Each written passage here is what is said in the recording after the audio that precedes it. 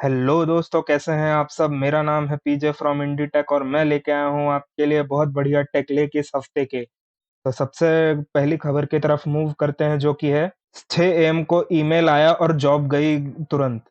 Imagine, सुबह उठ के इनबॉक्स ओपन किया और एक ईमेल मिलता है कि today is your last working day. Exactly यही हुआ ओरेकल के थाउजेंड्स ऑफ एम्प्लॉय के साथ। और अगर आपने अभी तक सब्सक्राइब नहीं किया तो जरूर सब्सक्राइब का बटन दबाइए। रिपोर्ट्स के अकॉर्डिंग कंपनी ने 30,000 तक जॉब्स कट की है, जिसमें इंडिया के भी काफी एम्प्लॉयज इम्पैक्ट हुए हैं। सबसे शॉकिंग चीज थी टाइमिंग। ईमेल सुबह 6 बजे भेजा गया, बिना किसी प्रायर नोटिस, बिना एचआर डिस्कशन। मैसेज में क्लियरली लिखा था रोल एलिमिनेट हो चुका है और वही दिन लास्ट वर्किंग डे है। एम्प्लॉयज को तुरंत बोला गया कि उनका सिस्टम एक्सेस डिसेबल हो गया है, ईमेल, इंटरनल टूल्स, सब कुछ। कंपनी ने सेवरेंस पैकेज ऑफर किया, लेकिन कंडीशन ये थी कि एम्प्लॉयज को अग्रीमेंट साइन करना पड़ेगा। साथ ही पर्सनल ईमेल सबमिट करने को भी बोला गया फ्यूचर कम्युनिकेशन के लिए।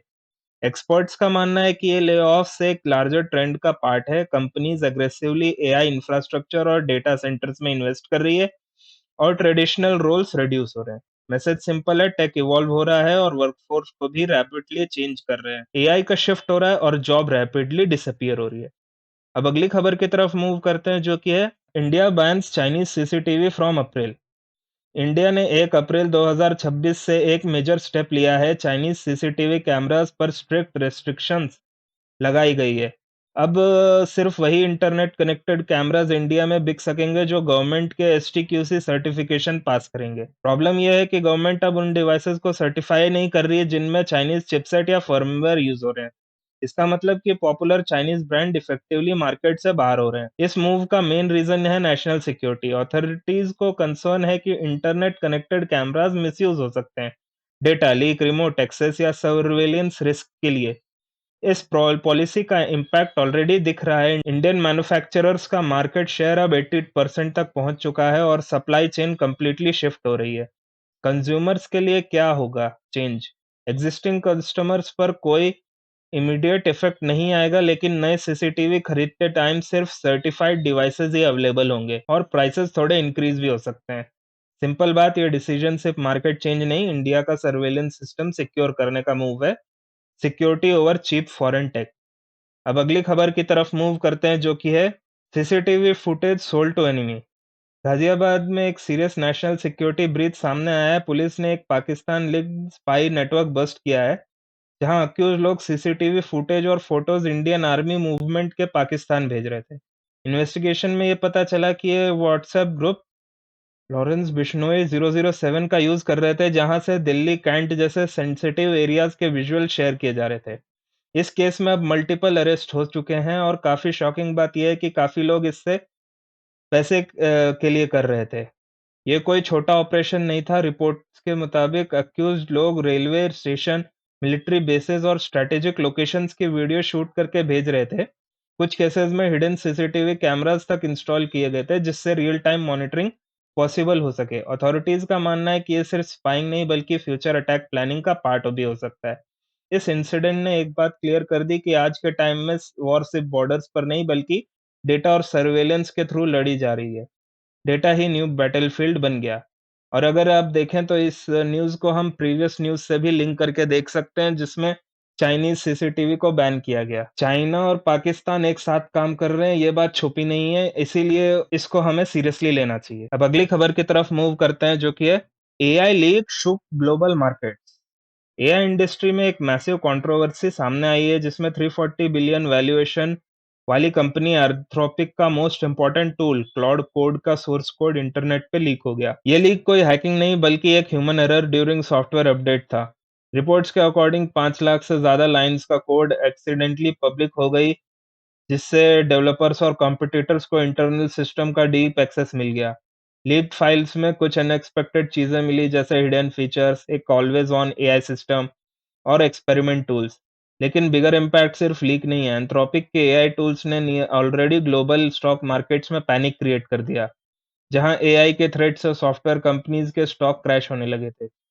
अब जब कोड लीक हो गया तो एक्सपर्ट्स बोल रहे हैं कि competitors easily similar tools replicate कर सकते हैं, जो कंपनी के कॉम्पिटिटिव एडवांटेज को डैमेज करेगा।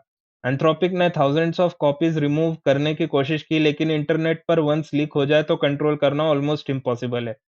सिंपल बात, एआई रेस सिर्फ इनोवेशन की नहीं, अब सिक्योरिटी और कंट्रोल की रेस भी बन चुकी है। AI race is turning into chaos. अब अगली खबर की तरफ मूव करते हैं, जो कि है one update hacked entire internet. ये एक सिंपल सॉफ्टवेयर अपडेट और पूरी दुनिया के सिस्टम कॉम्प्रोमाइज हो गए। यही से एक्चुअली ये एक्सियोस जो सप्लाई चेन सिस्टम है, ये एंथ्रोपिक में भी यूज हुआ है। इस बात का ध्यान रखिए। ये हुआ है recent Axios supply chain attack में, जो एक पॉपुलर जावास्क्रिप्ट लाइब्रेरी है, हर वीक 100 मिलियन प्लस डाउनलोड्स के साथ। अटैक का तरीका बहुत डेंजरस था। हैकर ने डायरेक्टली यूजर्स को टारगेट नहीं किया, इंस्टेड उन्होंने लाइब्रेरी के मेंटेनर अकाउंट को ही हैक कर लिया और एक फेक अपडेट पुश कर दिया। जैसे ही डेवलपर ने नॉर्मल तरीके से npm इंस्टॉल किया, एक hidden malicious code automatically install हो गया। ये कोड एक रिमोट एक्सेस ट्रोजन रैट था, जो मैकओएस, विंडोज और लिनक्स पर सब पर काम करता है। इस मालवेयर का काम है था सेंसिटिव डेटा को स्टील करना, password, API keys, cloud credential, even crypto wallet तक के एक्सेस मिल सकते हैं इससे। सबसे स्कैरी पार्ट, ये मलिशियस वर्जन सिर्फ 2-3 घंटे के लिए लाइव था, लेकिन इस टाइम में थाउजेंड्स ऑफ सिस्टम इन्फेक्ट हो गए होंगे। एक्सपर्ट्स का मानना है कि इस अटैक के पीछे state back hackers like north Korea linked group हो सकते हैं। सिंपल समझ लो, अगर आज के टाइम में हैकिंग का मतलब सिर्फ सिस्टम तोड़ना नहीं, ट्रस्टेड सॉफ्टवेयर के थ्रू साइलेंटली घुस जाना है। Trust itself is biggest vulnerability today. अब अगली खबर की तरफ मूव करते हैं, जो कि है government blocks lakhs of digital criminals. India में साइबर क्राइम के अगेंस्ट एक मैसिव डिजिटल क्रैकडाउन चल रहा है, और नंबर्स देख के शॉक लगेगा। गवर्नमेंट ने फरवरी 2026 तक 7.81 lakh SIM cards, 83,000 plus WhatsApp accounts और 3,000 प्लस स्काइप आईडीज ब्लॉक कर दिए। यह action ministry of home affairs के साइबर विंग ने लिया, जिसका मेन टारगेट था ऑनलाइन फ्रॉड नेटवर्क्स और स्कैम ऑपरेशन। ये वही स्कैम्स है जहां लोगों को फेक कॉल्स, इन्वेस्टमेंट स्कीम्स या डिजिटल अरेस्ट के थ्रेट्स देकर पैसे लूटे जाते थे। अथॉरिटीज ने सिर्फ अकाउंट्स ब्लॉक नहीं किए, बल्कि 2.3 लाख से ज्यादा मोबाइल डिवाइसेस आईएमईआई भी डिसेबल किए, ताकि क्रिमिनल्स दोबारा नेटवर्क में एंट्री ना कर सकें। इसके अलावा हंड्रेड्स ऑफ मलिशियस ऐप्स और लाखों सस्पिशियस कंटेंट पीसेस भी रिमूव किए गए। ये सब data national cyber crime reporting portal के थ्रू ट्रैक किया गया, जहां कंप्लेंट्स को कंटिन्यूअसली मॉनिटर किया जा रहा था। गवर्नमेंट का फोकस अब क्लियर है, ट्रेसेबिलिटी और कंट्रोल। इसी वजह से सिम बाइंडिंग जैसे रूल्स भी लाए गए हैं, जिससे फेक अकाउंट्स और अनोनिमस फ्रॉड को रोकना आसान हो गया। आसान भाषा में डिजिटल इंडिया ग्रो हो रहा है, लेकिन साथ ही डिजिटल क्राइम के अगेंस्ट भी वॉर फुल स्केल पे चल रही है। Cyber war officially started now. अब अगली खबर की तरफ मूव करते हैं, जो कि है smartphones getting expensive, demand collapsing. India का स्मार्टफोन मार्केट 2026 की शुरुआत में स्लो हो गया है। काउंटर पॉइंट रिसर्च के अकॉर्डिंग फर्स्ट 9 वीक्स में सेल्स 9% ईयर ऑन ईयर गिर गई है, जो एक मेजर स्लोडाउन शो कर रहा है। इस डिक्लाइन का बिगेस्ट रीजन है राइजिंग मेमोरी प्राइसेस। रैम और स्टोरेज चिप्स इतने एक्सपेंसिव हो गए कि ब्रांड्स को अपने फोन के प्राइसेस बढ़ाने पड़े। रिपोर्ट्स के मुताबिक 8 से ज्यादा कंपनीज ने 1,500 रुपए तक प्राइस हाइक किया है, और नए फोन्स के भी हायर प्राइसिंग के साथ लॉन्च हो रहे हैं। रिजल्ट्स, कम कंज्यूमर्स अब अपग्रेड डिले कर रहे हैं, और स्टार्टिंग ऑफ द ईयर में वैसे भी डिमांड थोड़ी स्लो होती है। लेकिन इस बार प्राइस इंक्रीज ने डिमांड को हिट कर दिया है। स्टोर फुटफॉल और ऑनलाइन कन्वर्शन दोनों वीक हो गए हैं। इंटरेस्टिंग बात यह है कि वॉल्यूम गिर रहा है, लेकिन प्रीमियम सेगमेंट स्टिल स्ट्रांग है। एप्पल जैसे ब्रांड्स डिस्काउंट और डिमांड की वजह से ग्रो कर रहे हैं, और जबकि बजट सेगमेंट सबसे ज़्यादा इम्पैक्ट हो रहा है। एक्सपर्ट्स वार्न कर रहे हैं कि अगर ये ट्रेंड कंटिन्यू रहा तो 2026 में ओवरऑल मार्केट 10% तक श्रिंक हो जाएगा। प्रॉब्लम फोन्स की नहीं है, प्राइसिंग ने ही डिमांड को मार दिया है। Expensive tech, shrinking Indian demand. अब अगली खबर की तरफ मूव करते हैं, जो कि है no design no subsidy rule. Indian government ने इलेक्ट्रॉनिक्स कंपनीज के लिए एक क्लियर मैसेज दे दिया है। इंडिया सिर्फ फैक्ट्री नहीं बनेगा, अब जो कंपनीज यहाँ सिर्फ मैन्युफैक्चरिंग करना चाहती हैं, उन्हें भी सब्सिडी नहीं मिलेगी।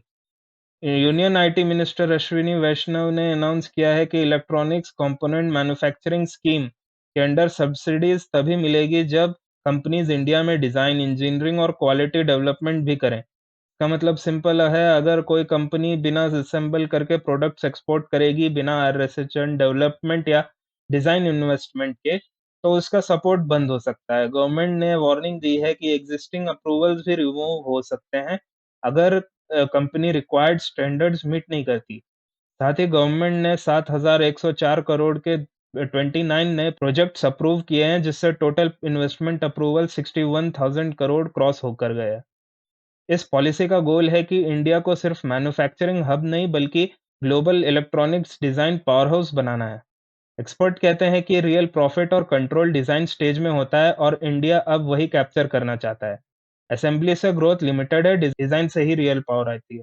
डिजाइन ही फ्यूचर ऑफ पावर है। Help us grow, don't forget to like, share and subscribe for more stuff like this. Thank you.